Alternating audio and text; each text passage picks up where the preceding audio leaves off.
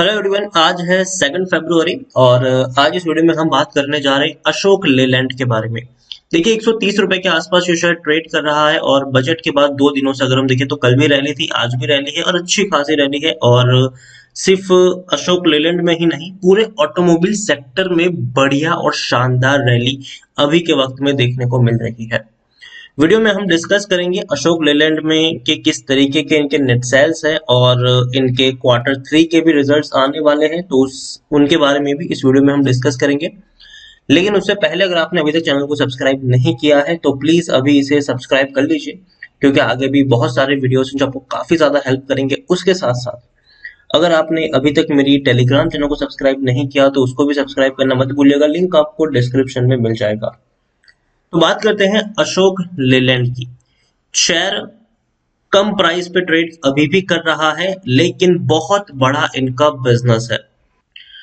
और अगर आप मेरे चैनल को रेगुलर फॉलो कर रहे हो तो ऐसा नहीं है कि अशोक लेलैंड के ऊपर मैंने आज वीडियो बनाया है। इसके ऊपर मैं पिछले काफी वक्त से वीडियो बना रहा हूँ और कई सारे वीडियोस पिछले 1 साल में मैंने अशोक लेलैंड के ऊपर बनाए हुए हैं, तब से जब से ये शेयर 35 रुपए तक ट्रेड कर रहा था। और ये वो लेवल्स थे जहां पर मैंने कई सारे वीडियोस बनाए थे और हर बार मैंने आपको सिर्फ और सिर्फ खरीदने की ही सलाह दी है।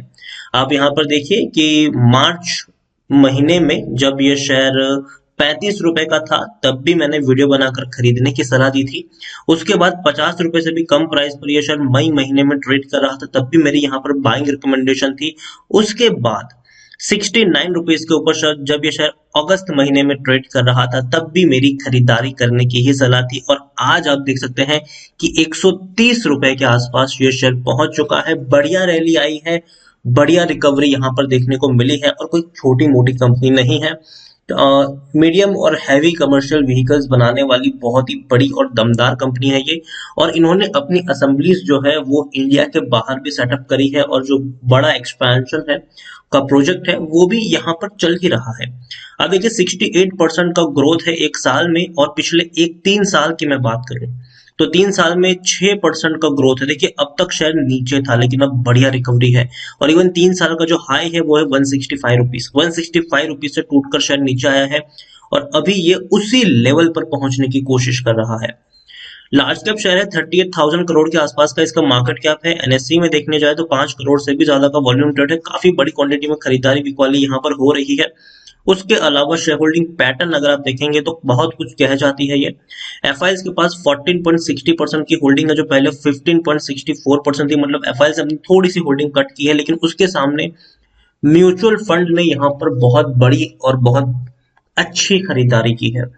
8.56% की म्यूचुअल फंड की होल्डिंग आज 10.90% पहुंच चुकी है। मतलब 2.34% की होल्डिंग म्यूचुअल फंड ने खरीदी है और तब से लेकर अब तक में डेफिनेटली एक बहुत बड़ी रैली हम देख चुके हैं।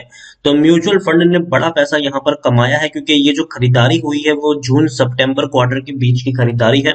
और तब अगर हम अशोक लेलैंड का शेयर प्राइस अगर हम देखेंगे तो शेयर काफी सस्ते प्राइस पर अवेलेबल भी था। काफी सस्ते प्राइस पर यह शेयर अवेलेबल था। आप देख सकते हैं कि 50 से 75 रुपए के आसपास ये शेयर ट्रेड कर रहा था और तभी की उनकी ये खरीदारी है। तो बड़ा पैसा यहाँ पर म्यूचुअल फंड ने बनाया है, 2 गुना पैसा हो चुका है। इंश्योरेंस कंपनी ने हालांकि हल्की सी बिकवाली भी की थी, 3.12% की होल्डिंग 2.65% अभी देखने को मिली है। प्रमोटर जो है वो हिंदुजा ऑटोमोटिव लिमिटेड है, 34.73% की होल्डिंग है और तकरीबन 10% की इनकी होल्डिंग गिरवी भी है। 25 म्यूचुअल फंड स्कीम और 335 जितने एफआईएल्स का यहाँ पर पैसा लगा है। इंडिविजुअल इन्वेस्टर होल्डिंग 14.42% के आसपास देखने को मिल रही है। शेयर छोटा जरूर है लेकिन डिविडेंड भी अच्छा पे कर रहा है। 50% का आपको डिविडेंड पे कर रहा है, मतलब पर शेयर आपको 50 पैसे यहाँ पर मिल रहे हैं। अच्छी खबरें भी आ रही है कि भैया अशोक लेलैंड की जो नेट जो सेलिंग है, गाड़ियों की बिक्री है जो बढ़ी हुई है, 11% का उछाल है इसमें। इस बार अगर हम देखें तो जनवरी महीने में 13,126 यूनिट्स इन्होंने बेचे हैं, जो काफी अच्छे हैं। क्योंकि अगर पिछले साल से अगर हम कंपेयर करें तो पिछले साल इन्होंने जनवरी महीने में 11,850 यूनिट्स बेचे थे।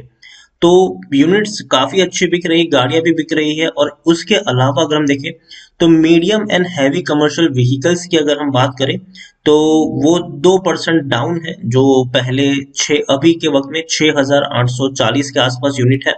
जो पिछले साल 6,950 के आसपास हुआ करते थे। लेकिन जो जंप आया है वो है लाइट कमर्शियल व्हीकल में। लाइट कमर्शियल व्हीकल जो है वो 5,520 यूनिट इन्होंने बेचे हैं, जो पिछले साल जो था वो तकरीबन 3,901 यूनिट था। मतलब 42% जितना जंप यहाँ पर है। तो ये बड़ी बात है। यहाँ पर देखिए, लाइट कमर्शियल व्हीकल्स में बड़ा जंप है सेलिंग में, जबकि medium and heavy commercial vehicles की अगर हम बात करें तो उतना बड़ा जंप नहीं है, लेकिन हाँ, रिस्पेक्टिवली अच्छा जंप आप इसको कह सकते हैं। डोमेस्टिक व्हीकल्स की जो सेल्स है वो भी अच्छी है, क्योंकि 12,360 यूनिट्स है तकरीबन, जो पिछले साल 10,850 यूनिट देखने को मिल रहे थे। तो अच्छी चीज है, सेलिंग बढ़ रही है। और देखिए, ये एक अच्छा पॉइंट इसीलिए है क्योंकि इससे पहले जब अशोक लेलैंड के शेयर में गिरावट थी, तो उस गिरावट की जो सबसे बड़ी वजह थी वो यही थी कि इनकी गाड़ियां बिक नहीं रही थी।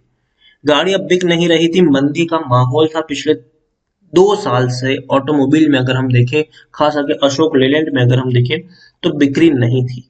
पिछले साल हम खबरें ये भी पढ़ रहे थे कि भैया इस बार कंपनी ने डिसाइड किया है कि वो अपने खुद की मर्जी से 1 हफ्ते के लिए, 10 दिन के लिए अपना प्लांट, अपना प्रोडक्शन बंद रखने वाले हैं, क्योंकि ऑलरेडी इतनी ज्यादा प्रोडक्शन हो चुका है और वो बिक ही नहीं रहे, तो उसको रखेंगे कहाँ।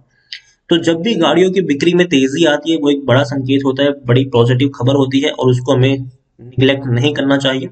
टेक्निकल रेटिंग अभी भी शानदार है, तेजी के संकेत है और ऊपर तक शेयर जाने की पॉसिबिलिटीज यहाँ पर है। According to Money Control user 86% लोग खरीदने की सलाह दे रहे, 9% लोग बेचने की बात करें और 5% लोग यहाँ पर होल्ड करने की नसीहत भी दे रहे हैं। उसके अलावा एक और चीज अगर मैं आपको दिखाऊं तो बहुत जल्दी कंपनी के नतीजे भी आने वाले हैं।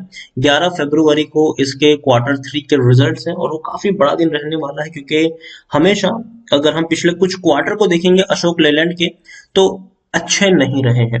आप देखिए, क्वार्टर दर क्वार्टर इनका जो रेवेन्यू है वो बहुत ही शार्पली डिक्लाइन आया है। जो रेवेन्यू इनका 5,680 करोड़ के आसपास का था जून 2019 में, बाद में वो डिक्लाइन होकर 4,000 करोड़ रहा, फिर 4,000 करोड़ के आसपास ही रहा 3 क्वार्टर तक। जून में दोबारा डिक्लाइन होकर सिर्फ 650 करोड़ का ही रहा। और इवन अगर मैं आपको यहाँ पर इनके और भी ज्यादा चीजों को दिखाने की कोशिश करूं तो ये है, 123 करोड़ का इनको नुकसान हुआ था सितंबर में। उससे पहले 410 करोड़ का भी लॉस था। पिछले साल हालांकि 45 करोड़ का प्रॉफिट था, लेकिन फिर भी वो बहुत कम है, क्योंकि इससे पहले कंपनी अच्छे प्रॉफिट कमा रही थी। या कंपनी के अगर मैं आपको प्रॉफिट दिखाऊं इससे पहले, तो 230 करोड़ तक के भी प्रॉफिट हमें देखने को मिल चुके थे जून 2019 में। उसके बाद डिक्लाइन आया है, और ऐसा डिक्लाइन है जिससे कंपनी बाहर नहीं निकल पाई है। और अभी भी ये हम कह सकते हैं कि अच्छे प्रॉफिट्स नहीं है, बड़े लॉसेस देखने को मिले पिछले 3 क्वार्टर में। तो उम्मीद है, काफी ज्यादा उम्मीद है इस क्वार्टर से, और बिक्री भी अच्छी खासी हुई है। तो अगर इसने इस बार अच्छा प्रॉफिट दिखा दिया तो एक अच्छी रैली की भी हम यहाँ पर उम्मीद कर सकते हैं। और बहुत सारे एनालिस्ट का ये भी मानना है कि इस बार कंपनी जो है वो अच्छा प्रॉफिट रिपोर्ट कर सकती है। तो नजर रहेगी इस नतीजे के ऊपर।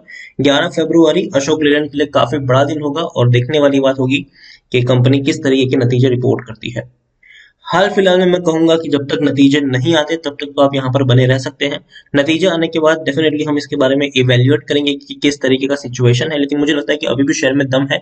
यहाँ से 135-140 रुपए तक ये जा सकता है, लेकिन उसके बाद एक प्रॉफिट बुकिंग आपको देखने को मिलेगी जो इसको दोबारा 130 रुपए तक भी लेके जाएगी। तो ओवरऑल जब तक नतीजे नहीं आते आप इसको अपने पॉकेट में रख के कैरी कर सकते हैं। नतीजे जैसे ही आते हैं वैसे ही इसके साथ अपडेटेड रहिएगा। अगर अच्छे आते हैं तो होल्ड करके चल सकते हैं, लेकिन बुरे आते हैं तो आपको उसी वक्त चाहे तो आप उसको बेच भी सकते हैं और एग्जिट भी कर सकते हैं।